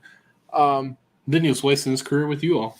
Jose Trevino, at least he's going to the playoffs and doing something. At least he won a ring with the Cubs. Yeah, they ruined his career too. I'll stand by that. They used him so much. Jose Trevino, trade. Mm-hmm. Like every player on the Yankees is a trade or a free agent signing. That's why no one likes the Yankees unless you live in New York. I'm not being mean on that. I don't think that's the reason. I think everybody's just a hater. It's because it's not a team. It's a team that's been. That's the reason why no one likes the Lakers in basketball, because it's not a built team or anything like that. It's all been like, hey, you're good now. Let us just pay you everything we can to get you to come here. But no, Robert, I agree with you too. Both of those I don't think it's going to be the Dodgers. A lot of championships. Just saying. I don't know what's going on with your camera. I do. I had to pick up the charger. Okay. I was going to say. I was trying to get it from underneath, like the little leg of the of the thing, and it literally just would not escape. So I had to move You're it. good. But anyway, back to this. So we would have. I agree, money team, right? And it's not wrong. I'm not being mean on that or trying to be a jerk. It's just I think that's where a lot of the hate comes from. Is you guys do have the money and you can get players to come there. Like I never thought CC would ever go there and pitch, but the money that was offered to him. I mean, how could he say no? So, with that. So, let's see here. Let's get back on this. We've got Blue Jays against the Yankees. We got Seattle against Houston. We've got St. Louis against the Mets. I've got the Braves. You've got Braves too. And then we got on that one there, right? That's where we're at now, right? Let's just go back around. Yankees, Blue Jays. Who you got? I gotta believe that the Yankees are not going to be this bad. No. You have to believe because you're a homer, but like deep down inside, do you think right now at this point are they better than the Blue Jays? Well, they're at this point, no, they're not better than anybody. Okay, so you think they win that series? Well, the playoffs don't start right now. Okay, so you're still going to say the Yankees? I am because I think the lineup is too good to not turn it around. Like. Well, I mean, they definitely didn't turn it around in August. Well, or I didn't July. say that they did. But I think that, first of all, also Judge at 51 home runs. Watch out, Roger. Watch out, Mr. Maris. Coming for you. And I can't wait. Also, Pujols 694. Absolutely. Did you see where A-Rod kind of flirted with returning? Yeah, that'd be pretty dope. I ain't going to lie. But anyways, I'm going to go Blue Jays, and that is me being a little bit of a homer. I do agree with you. The Yankees have such a good lineup. Like, it doesn't matter how bad they are. It's going to be a series when it comes playoff time. But I'm going to be a realist and say that the Blue Jays are just a better team right now, and we're just saying this is the playoffs today. Now, in October, things are going to be different, obviously. This is a talking show. This is what we have right now. This is what we're going to talk about. So you got Yankees, I got Blue Jays. I tell you what, if the Yankees win this game, I will give you $1. If the Blue Jays win this game, you got to give me $1. I'll see what I can do. Yes. All right. Houston and Seattle. Houston. I'm going Houston here too. Unfortunately, I hate it. Sweep them. I don't think it'll be a sweep. Well, I don't think it'll be a sweep. Luis Castillo is good enough for one win. Yeah, and he'll face Justin Verlander, and they'll lose 1-0. Nope. Well, I don't know. Julio Rodriguez, Jesse Winker, even Suarez is the best batter on that team right now. Can you believe that? As far as stats, if you go to MLB.com and look at batting stats, Suarez is the number one on that team listed. It's a tough life, Michael. That is crazy. I don't know how they have it, like as far as stats, what matters to go there, but he was the number one. So with that, I'm with you. I think Houston wins. I don't think it's a sweep, but I don't think Seattle wins too many. I do think Seattle could do a good upset, but Houston's they're phenomenal right now. I hope they. I think they've won. How many games have they won? 80, I think. The 84 Astros? Wins. Yes, 84 wins. I thought they were at a higher number than that, honestly. Nope. They still have not lost 50 games. Yeah, they're very good. They are very good. Mets against the Cardinals over in the NL. I got the Mets easy. I'm with you on that. I think the pitching is just going to be dominant there. We haven't even really talked much about the Mets, but they had so much stuff go on recently. Have you seen the trumpet player? Of and course, that whole Timmy stuff? Trumpet. Yeah, I mean, that was like the dopest thing ever. More baseball teams have to do that. Like, I don't Yeah. understand like how baseball teams like don't make their closer coming in a big deal. Like the Yankees did it with Mo. And obviously you have to be good. Like, you can't be some bottom tier random closer and have some unbelievable like walk up song, because then if something doesn't go right, like you just look like a clown as an organization. But like you got someone like Edwin Diaz, who I think I saw the stat that he's faced 202 batters and he struck out 100. Oh, so, domination ain't even the word. The Astros are the only thing close to the Yankees kryptonite. They're sweeping that baby team from Seattle. I mean, listen, I say that only because remember when the Mariners were on that 13-game win streak, nobody could beat them? Right after the All-Star break, Astros came in, swept 4 games. Swept them. Mm-hmm. Right. So, yeah. I would love like a drum line for a walkout. Would that not be that would be, as you say, fire.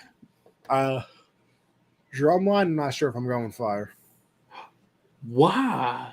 I don't know. More of a. I would have to hear the song, I guess. Whenever I picture drumline, I think of just movie nerd drumline, stereotypical thing. Have you not seen the movie Drumline? No. Nor will I ever. It's got Nick Cannon in it. I'm good. It's not nerd. I'm good. You need to watch it, dude. It's only thing Nick Cannon's ever been good for is Wildin' Out. That Nick Cannon's also Mariah Carey. Well, yeah, he has about 85 kids, so that, and then also Can't Buy Me Love was a great movie. Never heard of it. Don't care. Never even heard of it. Not once. Mets Dodgers for me. Well, you said Mets Dodgers for you. It's Mets Atlanta for me. I'm going to go Mets. I just think that pitching's so good, it's going to play out so much. I mean, listen, I picked the Mets to go to the World Series before the year started. So I picked Atlanta. So I should stick with them, and I guess I will. But that Dodger team is a juggernaut, man. I mean, that many wins at this point in the season is ridiculous. Like, that is unbelievable. What are they at, 90? It's either 90 or 91. So I think they were on a stretch where they were like, I want to say they were like 38-5 or something like that at one point. They're at 90 and 40 right now. Yeah, like that's wow, insanity. They have lost less games than the Oakland A's have won. Yeah. Now that's a twofold issue. That's one of them being very good and the other one being, awful. So then, listen, World Series. Oh, no, we got to go to the AL. I mean, listen, I'll be honest with you. I'd love to say that the Yankees are going to beat the Astros. And I think if the Yankees lose to the Astros again, I might stop watching baseball because I despise the Astros. Like, I know Yankee fans like, oh, screw the Red Sox and, we don't like the Mets either. I hate the Astros with every ounce of hate in me. I wish bad things upon that team every single time I see a highlight of them. I cannot stand them. Don't care. First of all, they cheated Aaron Judge out of an MVP in 2017. That they gave it to that little midget Altuve. Then hey, no name calling. Oh yeah. Then they cheated them out of the ALCS, probably a potential World Series, because they're out here banging trash cans. So I absolutely despise everything about them. But they played the Yankees, I want to say 6 times this year. I think the Yankees went 2-4, and they held a lead Michael, for 2 innings in the entire series. And you want to know what those 2 innings were? The ninth. Yeah. If they won, They hit 2 2 games. They hit 2 walk-offs against the Astros at Yankee Stadium this year. And those are the only 2 innings that they led the entire season against them. So, although I hate to say it, might have to go with the Astros. Then it's Mets Astros for me. What, Braves Astros for you? You could. Well, I didn't say Jays or Astros, but yes, I'm agreeing with you. I'm going Astros. I mean, you could not pay me enough money. Literally. Listen, I know I say money, I'll do anything for money. This might be my one stance. This might be the only thing for me to wish good fortune upon Houston. So I would literally become a Met fan against the Astros. I mean, I'd be for the Mets in that one too. I gave him 3 years since Cohen took over. It looks like he's putting it together possibly in 2 years. That's what, what is it, $60 billion will do for you? Yeah. Something of that nature. So, real quick, can you get on MLB.com and bring up the standings? I've got our list pulled up. Or do you think we've been on here long enough? It's almost 11 o'clock. It is almost 11. I was going to say, let's just go through real quick and see what our predictions, how close we were. Hold on. I'm basically at the screen anyway, so.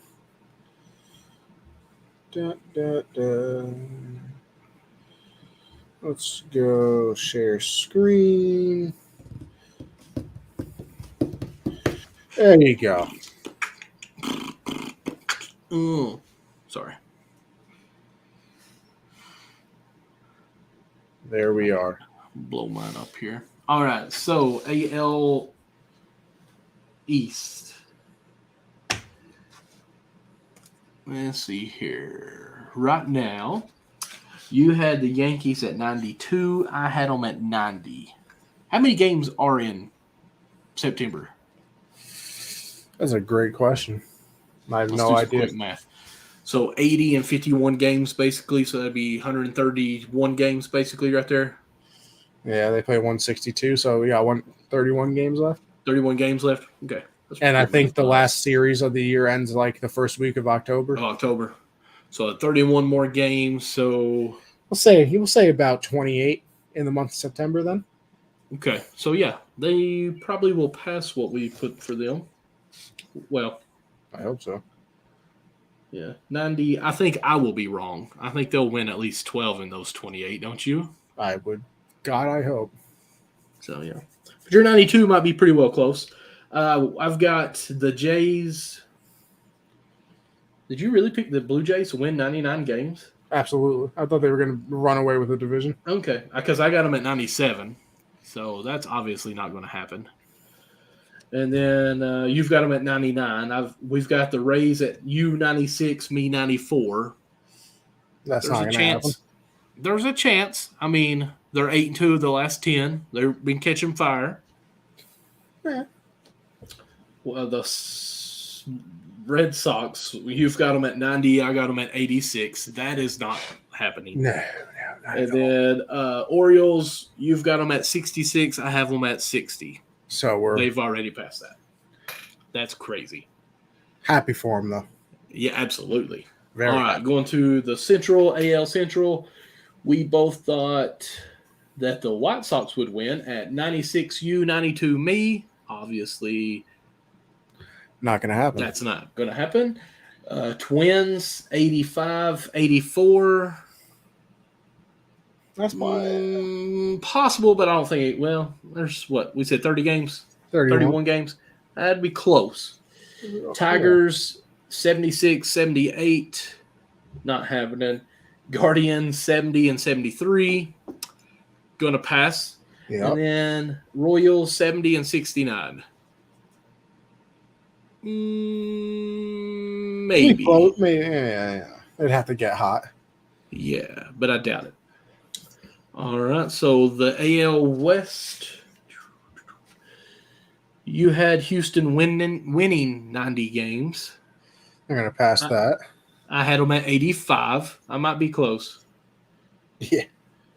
You had Mariners at 83. I had them at 90. So you'd probably be closer. Well, I don't know. That's Who only knows? another 10 wins in 30 games. Yeah, I might be closer on that one. Yeah. Angels 84, 81. Eek. Rangers 80 and 80. Eek. Not gonna happen. A's 70 and 70. Really? We thought they were gonna be that decent? Well, they made okay moves even though they were tanking. They traded everybody away. What was I thinking? Well, God. they had okay pitchers, and they still They're traded them. 35 and a half games back. That is. So, NL, let's see here, NL West, NL, yeah. Where are we at first? East. We both, let's see here. I had the Phillies winning the East, and you had the Braves. So we had Phillies, you had 90, I had 93. That's not going to happen. No, I mean, maybe. No. Braves, 93, 92. That's not going to happen. It'll be more than that. Yeah, I think more. Oops. Mets, 91 and 90. It would be more than that, clearly. Marlins, 81, 83. Definitely not going to happen. That's a disappointment for me. I really thought they were going to be decent. Yeah, and then the Nationals, 70 and 70. Well, clearly wrong again. Yep. That's why it's predictions. And the NL Central, we both had the Brewers winning, and you had them 88. I had them 90. We're both pretty close there, I think. Maybe. Yeah. Cardinals at 86 and 87. Hopefully they should pass that. The Reds at 75 and 78. I'm going to have to go with no. Cubs 77 and 75. No. Maybe 75. Yeah, maybe. But that's pushing it. And then the Pirates 61 and 60. Hey, that looks pretty good. Close. That one looks, we might have got that one. We might have had that one. Yeah. And then NL West. Okay. Wow. NL West, you said Dodgers 107. Did I really? You did. I said 97. Hey, listen, I might be onto something, though. Yeah. Padres 93, 94. That's not going to happen. Giants 82, 84. Certainly not going to happen. Then we had Rockies 70 and 68. Hey, that might be onto something. And Diamondbacks 68, 62. Probably not. No. So yeah. Hey, listen, predictions are predictions for a reason. Nobody actually knows what's going to happen. Having fun. Absolutely. You know? That's early in the year. We don't have anything to talk about type of fun. So, not bad.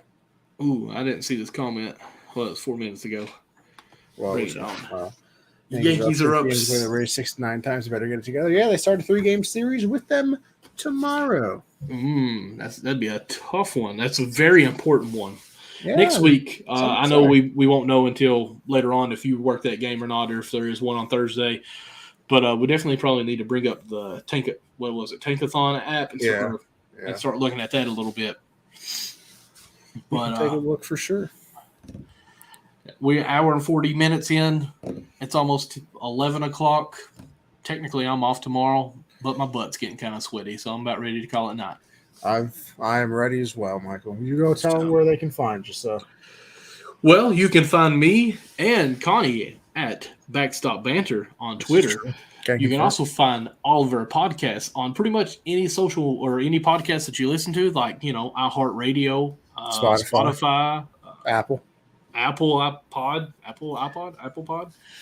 any of those good things. Also, you can find me with my personal accounts on Twitter at I'm trying to say it where you understand me here, MD Lawson00. And in my bio, there's my link tree where you can find all my social medias. You pretty much type in MD Lawson00, you're going to find me on some type of platform. So if you're watching this and not listening to us, you see this great mug that says Backstop Banter. If I flip it over, it has my other logo called Count the Bucket. I've got my second show on Sundays at 9:30 p.m. Eastern Time. Count the Bucket. It's Count Bucket USN is our Twitter on that. Go check us out. We do great content, all NBA, mostly NBA, some college, and WNBA. We've had Seth Greenberger on before talking about the basketball league and the summer leagues, different things like that. So go check us out. That also is on podcasts and all those 9 things as well.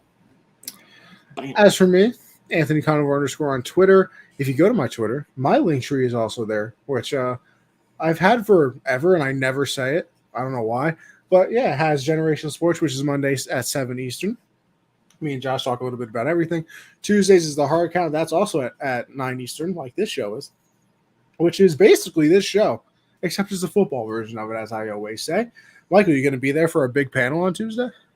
Oh, this Tuesday? It is. Let me check my schedule. You're gonna be What there time? 9 o'clock, you said? 9 o'clock. You literally just said that. Big kickoff panel. Start the season off. Ooh, how many people's going to be on there? We're hoping a lot. You know, it'd be kind of fun is if we did a live draft. Me and Josh are doing a live draft on Monday.